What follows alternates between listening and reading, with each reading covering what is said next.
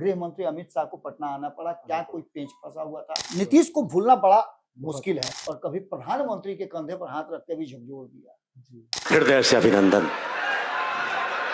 NDA गठबंधन थोड़ा कमजोर हुआ करती थी। नाराज राजपूतों को भी साधने की कोशिश की गई है। नीतीश कुमार के हटते ही पहली बार ऐसा हुआ है, स्टेज पर जाते ही नीतीश कुमार ने जिस तरह से पूरे मंच के इस कोने से लेकर के उस कोने तक लोगों से बातचीत किया।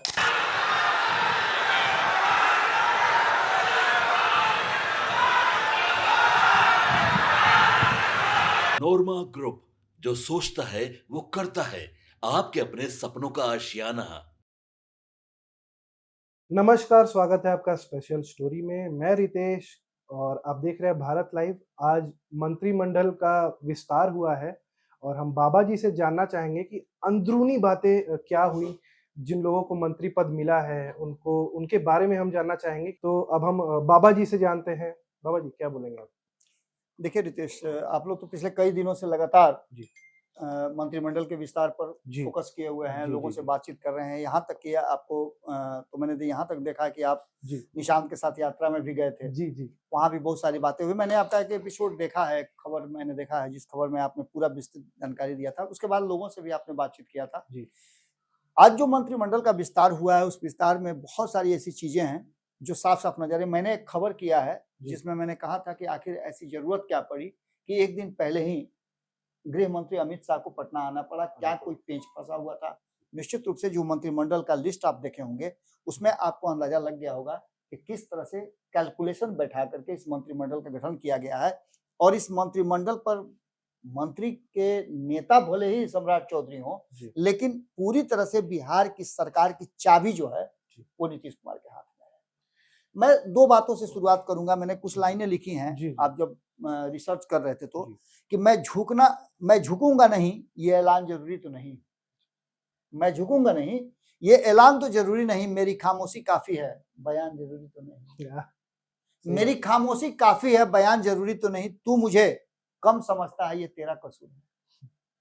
तू मुझे कम समझता है, ये तेरा कसूर है। मैं खुद को जानता हूं, प्रमाण जरूरी तो नहीं। वाह बाबा जी। नीतीश कुमार और नीतीश कुमार के बारे में अक्सर जब भी आप पढ़ना शुरू कीजिएगा तो जहां से शुरू कीजिएगा फिर वहीं आ जाइएगा। नीतीश को पढ़ना बड़ा मुश्किल है। कई लोग ये बात आपको कह रहे होंगे, गुणगान कर रहे होंगे कि पूरा महफिल जो है ना वो भाजपा ने लूट लिया। लेकिन एक शख्स नीतीश कुमार, जिन्होंने शुरू से अंत तक मंच को अपने तरफ आकृष्ट रखा, कभी लोगों को रुलाया, कभी लोगों को हंसाया और कभी प्रधानमंत्री के कंधे पर हाथ रख के भी झकझोर दिया। मैं हूं ना। अभी गांधी मैदान में भी मैं बाहर गया था तो वहां पर जो पब्लिक थी वो कहीं ना कहीं नीतीश कुमार का गुणगान गा रही थी। बिल्कुल, नीतीश को भूलना बड़ा मुश्किल है। हाँ, इसके लिए बहुत सारे पापड़, बहुत सारी तैयारी, बहुत सारी योजना, बहुत सारी रणनीति और अपने को नीतीश के स्तर तक लेकर के आना पड़ेगा सम्राट चौधरी को। तब जाकर के नीतीश कुमार को धीरे धीरे लोग बुलाना शुरू करेंगे। इस पूरे मंत्रिमंडल में एक ऐसा कॉम्बिनेशन बना है जो कहीं ना कहीं नीतीश कुमार की सोच का ही परिणाम है कि इसमें आपको अनुभवी लोगों का एक बड़ा कुनबा भी नजर आएगा, तो वहीं युवाओं का मेल भी नजर आएगा, महिलाओं का एक अच्छा प्रतिनिधित्व भी नजर आएगा, तो वहीं जातीय समीकरण का एक बहुत बड़ा क्लस्टर भी आपको नजर आएगा।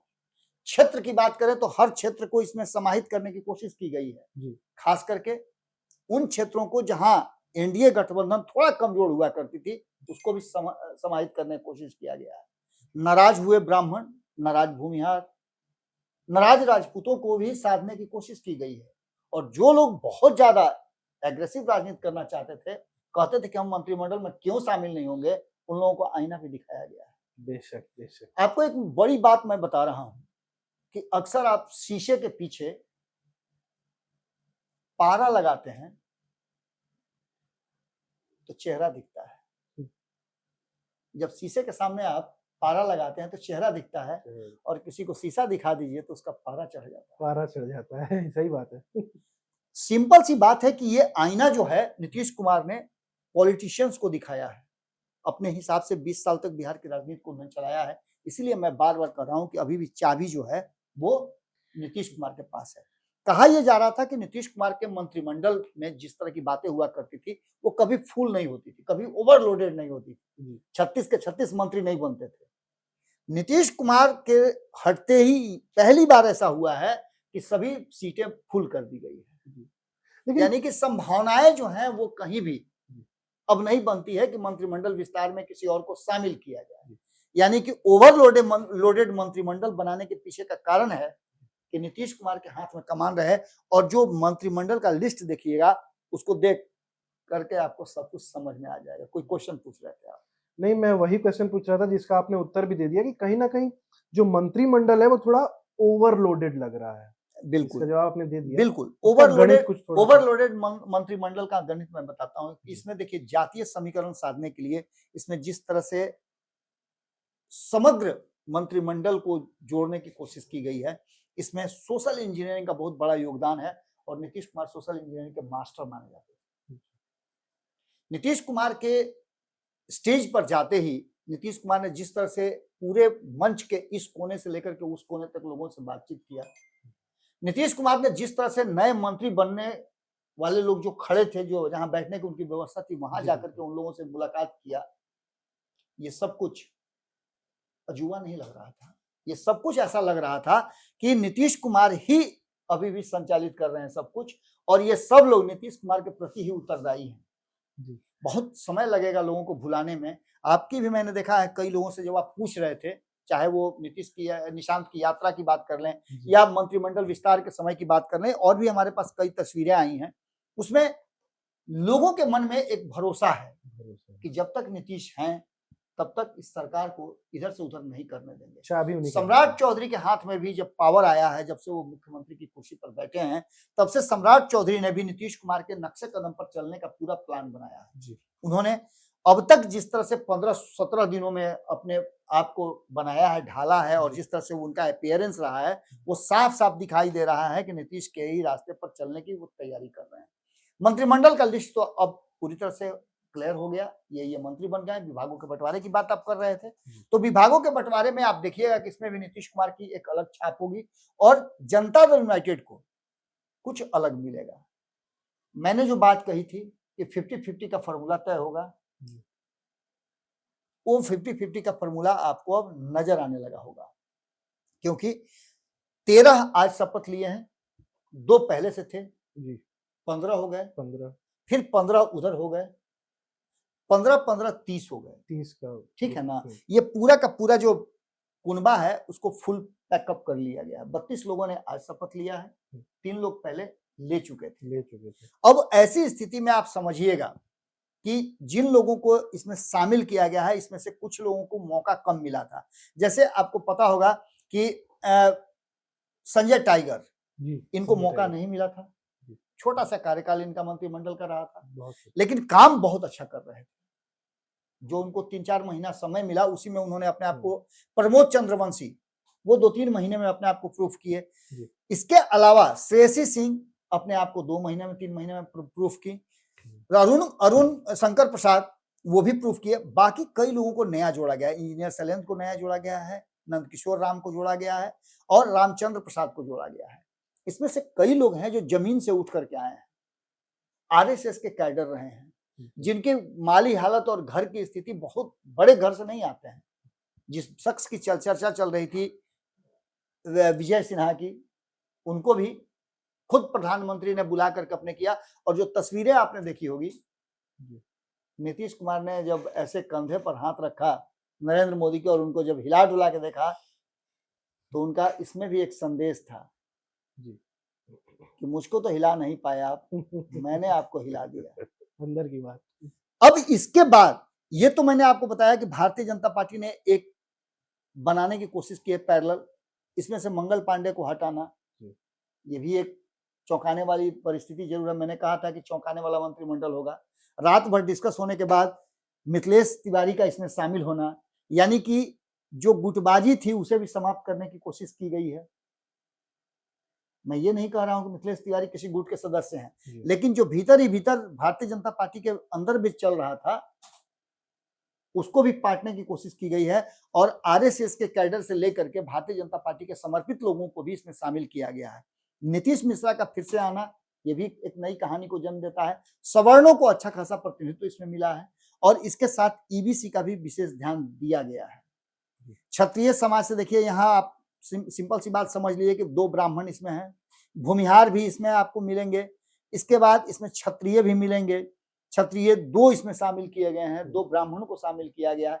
हाँ, एक चीज की कमी जरूर नजर आ रही है, कायस्थ समाज से अभी भी कोई मंत्रिमंडल में शामिल नहीं हुआ। नितिन नवीन का जो जगह है वो जगह अभी भी खाली है, हालांकि कायस्थ समाज को तो बहुत बड़ा कुछ मिल गया है। अब एक सीट जो खाली हुई है नितिन नवीन की, मुझे लगता है कि उस पर जीत हार के बाद, चुनाव होने के बाद किसी कायस्थ को ही मिलना चाहिए, जैसा मैं सोचता हूं, और जो यहाँ का समीकरण है, उसके बाद भारतीय जनता पार्टी एक कायस्थ को मंत्रिमंडल में शामिल कर सकती है।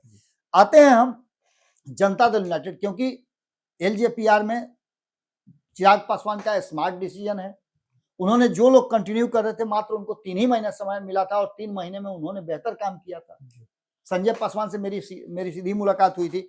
मैंने मंत्रिमंडल से पहले भी ये बात कह दिया था कि दोनों को कोई चेंज नहीं होगा, जबकि संजय सिंह को लेकर के लोग संशय की बात कर रहे थे, बहुत सारी बातें दाएं बाएं भी कर रहे थे। जब मेरी बातचीत हुई तो मुझे पूरा कॉन्फिडेंस हो गया था कि इन दोनों को मंत्रिमंडल में शामिल किया ही जाएगा। संतोष सुमन में कोई चेंज नहीं होना था, और दीपक प्रकाश को लेकर के भले ही चाहे जितनी भी बातें चल रही हो, मैंने भी खबरों में कहा था कि अगर उनकी पार्टी के भीतर का विद्रोह शांत नहीं हुआ तो दीपक प्रकाश के लिए थोड़ी मुश्किलें होंगी। लेकिन इसमें सबसे बड़ा जो मास्टर स्ट्रोक है वो उपेंद्र कुशवाहा ने खेला है। हो सकता है कि उपेंद्र कुशवाहा ने भारतीय जनता पार्टी के साथ ये कमिटमेंट कर लिया हो कि मुझे मंत्री मत बनाइए आप, मैं केंद्र में मंत्री नहीं बनूंगा, लेकिन मेरे पुत्र को एमएलसी और मंत्री दोनों बना दीजिए। आने वाली पीढ़ी को लेकर के उनकी जो उनके पुत्र हैं दीपक प्रकाश, उनकी बहू हैं, उनसे भी हमारे रिपोर्टर ने सवाल पूछे हैं, तो उन्होंने भी कई बातें कही है, वो तो आप देखेंगे ही। इसके साथ साथ जब बात हम जदयू की करते हैं तो जदयू में बहुत बैलेंस बनाने की कोशिश की गई है। नीतीश कुमार के मंत्रिमंडल में लंबे समय से रहने वाले श्रवण कुमार, अशोक चौधरी, लेसी सिंह, मदन सहनी, सुनील कुमार, जमा खान, ये सभी हैं।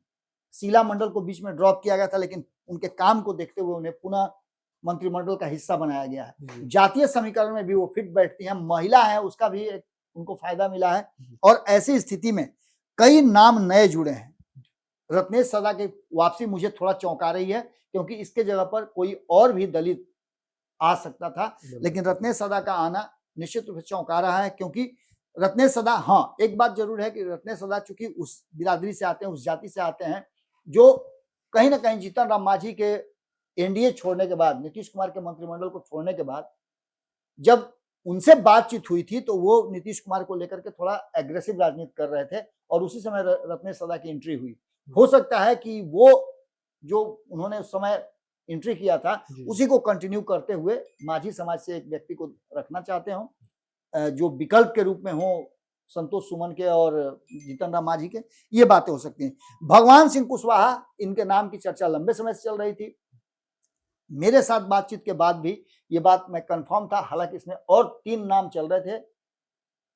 इसमें जो नाम था उमेश कुशवाहा का भी चल रहा था, उमेश कुशवाहा। इसके अलावा और भी कई लोगों का कुशवाहा समाज से नाम चल रहा था, जयंत राज का इसमें नाम चल रहा था, लेकिन सबसे आगे श्री भगवान कुशवाहा निकले, क्योंकि श्री भगवान कुशवाहा अनुभवी भी हैं, पूर्व मंत्री भी रहे हैं, और खास करके जो शाहाबाद के क्षेत्र में एक नया समीकरण बना है, जो सीटें नहीं जीत पाती थी एनडीए, उन सीटों को जीतने का मौका मिला है, उसका इनाम उनको मिला है। और ये बात आप मान के चलिए कि उसी क्षेत्र से एक और शख्स को, संजय टाइगर को, भारतीय जनता पार्टी ने स्थान दिया है, यानी कि शाहाबाद क्षेत्र को पूरी तरह से जोड़ लिया गया है। इसके बाद दामोदर राउत को लंबे समय से उनको बड़े पद देने की बात चल रही थी, प्रदेश अध्यक्ष बनाने की बात चल रही थी, और भी कई जिम्मेवारियां उनको देने की बात चल रही थी। दामोदर राउत को भी शामिल किया गया है। ये धनुक समाज से आते हैं।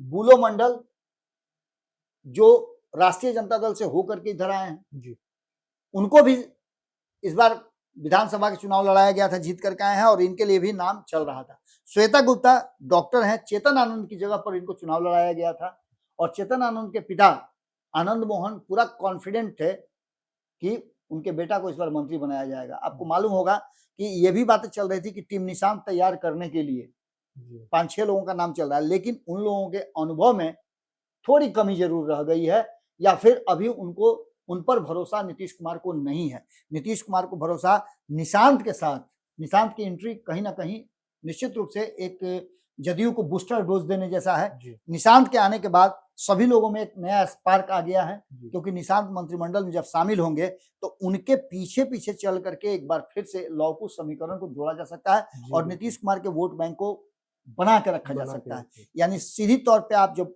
खोजना शुरू कीजिएगा तो कहीं ना कहीं मोदी और शाह पर नीतीश भारी पड़ते हुए दिखाई दे रहे हैं, जी चाहे वो मंत्रिमंडल की लिस्ट देख लीजिए या फिर उस मंच के अपीयरेंस पर देख लीजिए, सब जगह नीतीश कुमार छाए रहे और नीतीश कुमार के हाथ में ही बिहार की चाबी है। ये बातें इस मंत्रिमंडल विस्तार से स्पष्ट नजर आ रहा है। देखिए बाबा जी, मैं आपके बात से बिल्कुल इत्तेफाक रख रहा हूँ। जो आपने लास्ट में जो बात बोली ना कि नीतीश कुमार कहीं ना कहीं भारी पड़ रहे हैं, मतलब मोदी पे और अमित शाह पे। जब मैं सद्भाव यात्रा में, मैंने पहले चरण का 2 दिवसीय यात्रा मैंने निशांत कुमार के साथ भी किया। हालांकि उसमें बहुत सारी चीजें मुझे जानने को मिली और सबसे बड़ी चीज ये मुझे जानने को मिली ना कि निशांत कुमार अपने पिताजी के कदमों पे चल सकते हैं, but at the same time Nitish Kumar की जो जगह है बिहारियों के दिल में, उसको कोई नहीं हिला सकता। मतलब कोई उनको, नीतीश कुमार के बिना बिहार थोड़ा सा अभी मतलब नहीं उतना वो कर बिल्कुल सकता। बिल्कुल, जो जी वर्तमान परिस्थिति बनी है उसमें जी आप बिना हिचक के ये कह सकते हैं कि बेशक बिहार में सरकार जो चल रही है, नीतीश इस कुमार सरकार को 100 दिन हो, 200 दिन हो, 250 दिन हो, 1 साल हो, जितने दिन भी जरूरत महसूस होगी, नीतीश कुमार की सेवाएं ली जाएंगी और एक कोच के रूप में इस पूरी टीम को खिलाने के लिए, जी इसको मैच जिताने के लिए, बिहार को अव्वल रखने के लिए जी नीतीश कुमार की भूमिका बड़ी होगी। बड़ी होगी। आईपीएल आप देख रहे होंगे, पुराने खिलाड़ी तुरंत कोच बन जाते हैं, जो अच्छा खेलते हैं उनको कोच बना दिया जाता है उसी जी टीम का। जी जी तो ऐसी स्थिति में नीतीश कुमार की कोचिंग निश्चित रूप से, ये जो नई जोड़ी लौकुश की बनी है, जी इस जोड़ी को आगे लेकर के चलेंगे और अनुभव के साथ साथ युवाओं का एक मिश्रण इसमें रखा गया है। ये निश्चित रूप से नीतीश के नेतृत्व में जी सम्राट चौधरी बेहतर काम करेंगे। मुझे पूरी उम्मीद है कि सम्राट चौधरी ने जिस तरह से काम किया है, और आपको मैं बता दूं कि इधर मंत्रिमंडल का विस्तार हो रहा था और उधर हमारे संपादक जिस मिशन के लिए निकले हैं, वो मिशन भी बिहार से ही जुड़ा हुआ है और बिहार में ग्लोबल इन्वेस्टर्स को लाने के लिए एक बड़ी पहल करने की उनकी कवायद शुरू हो चुकी है। जी दुबई से लौटने के बाद निश्चित रूप से कुछ अच्छा लेकर के आएंगे। मुझे उम्मीद है कि कई इन्वेस्टर जो हैं वो बिहार में इन्वेस्टमेंट के लिए तैयार होंगे। जी खास करके मैं इस बात के लिए आशान्वित हूं कि नीतीश मिश्रा, मैं इसलिए नहीं कि वो ब्राह्मण है, जी नीतीश मिश्रा, मैं जाति पाति ठीक है, मैं ब्राह्मण हूं, लेकिन जब मेरी पत्रकारिता शुरू होती है और बिहार के लिए बात होता है तो बिहार मेरे लिए सबसे प्राथमिकता में है। बिहार फर्स्ट। और बिहार फर्स्ट होने के कारण मैं नीतीश मिश्रा ने जिस विभाग को वो बेहतर मुकाम पे पहुंचाया था, इन्वेस्टर्स लाने की पूरी प्रक्रिया शुरू हो चुकी थी, कई उद्योग मंत्री बने, लेकिन नीतीश मिश्रा ने उद्योग मंत्री बनते हुए मैंने कई इन्वेस्टर्स को, मुझे खुद मालूम है, मैंने उनसे बातचीत भी किया था, उनका इंटरव्यू करवाया था, कई इन्वेस्टर्स को ले जाकर के उन्होंने पूर्णिया में विजिट कराया था और 1 रुपये में जमीन देने की बात कही थी। अगर नीतीश मिश्रा को फिर से उद्योग विभाग मिलता है तो मुझे पूरी उम्मीद है कि आने वाला जो समय होगा, इन्वेस्टरों की बाढ़ आएगी। और प्रशासनिक रूप से आपको पता है कि सम्राट चौधरी कितना सशक्त और मजबूत निर्णय ले रहे हैं। बेशक इन सभी चीजों को मिलाकर के बिहार को बदलने की कोशिश चलेगी और बदलता हुआ बिहार नीतीश के नेतृत्व में हो, ये इससे बढ़िया क्या हो सकता है। तो ये था हमारा स्पेशल स्टोरी का सेगमेंट। आपकी राय कमेंट सेक्शन में जरूर बताइएगा। हमारे साथ थे बाबा जी, आप देख रहे थे भारत। आपके सपनों को हमने सजाया है, ई होम्स पैनोरामा को हमने बनाया है। ई होम्स मेरा एक सपना था जिस पे मैं पिछले 4 साल से काम कर रहा था। हमने जो बनाया है वो सबने है माना। ई होम्स पैनोरामा में हो आपका भी आशियाना। और फाइनली हमने 2021 में इस प्रोजेक्ट को लॉन्च किया। बहुत लोग अप्रिशिएट कर रहे हैं कि पूर्णिया जैसे शहर में, बिहार के, एक तो बिहार की बात करें उसमें भी पूर्णिया जैसे छोटे जगह में इस तरह का लाइफस्टाइल देना, ये सुन के हम लोगों को बहुत अच्छा लगता है। ई होम्स में हमने कुछ और भी किया है, जैसे हम जिस जगह में रह रहे हैं हमारे फैमिली सिक्योर हो, उनको सिक्योरिटी का ध्यान में रखा है। आपकी सुविधा और सुरक्षा आपके लिए खास है, ये आपका विश्वास है। इसमें आर्टिफिशियल इंटेलिजेंस का 7 लेयर सिक्योरिटी का हमने इस्तेमाल किया है। लस ग्रीन कैंपस को बनाया है। यदि हमारा बाउंड्री वाल है तो वो वर्टिकल गार्डन है। ये जितनी भी फैसिलिटी होता है एक इंटरनेशनल टाउनशिप में ई होम्स है, ये हम लोग विश्वास नहीं कर पा रहे हैं। जो भी हमारे मित्र दोस्त या जो भी हमारे बाहर के बाहर आते हैं तो हम लोगों को बहुत अच्छा सुनने को मिलता है और बहुत अच्छा क्रेडिट मिल रहा है। वो सारा हमने सिर्फ एक बिल्डिंग नहीं बनाया, हमें एक बहुत अच्छा लाइफस्टाइल दिया ये होम्स में, और मेरा एक सपना था जिसको मैं आज फुलफिल होते हुए देख पा रहा हूँ। ये आपका आवास है। ई होम्स पैनोरामा में अब आपका निवास है। E homes Panorama, luxurious lifestyle redefined. Panorama group, जो सोचता है वो करता है। अगर ये वीडियो पसंद आई और वह बिहार के राजनीति और बिहारियत से सरोकार रखेनी तो सब्सक्राइब बटन दबा के चैनल के सब्सक्राइब कर ली। ओजे एगो घंटी बा, ओकरा बटन दबा देला से कुल सटीक और मारक खबर रुआ मुफ्त में मिल जाई। अगर रुआ पत्रकारिता के हमनी के नया प्रयोग में सहयोग कर चाहतानी तो ज्वाइन बटन दबा दी। पेटीएम नंबर नोट कर ली 9386816700।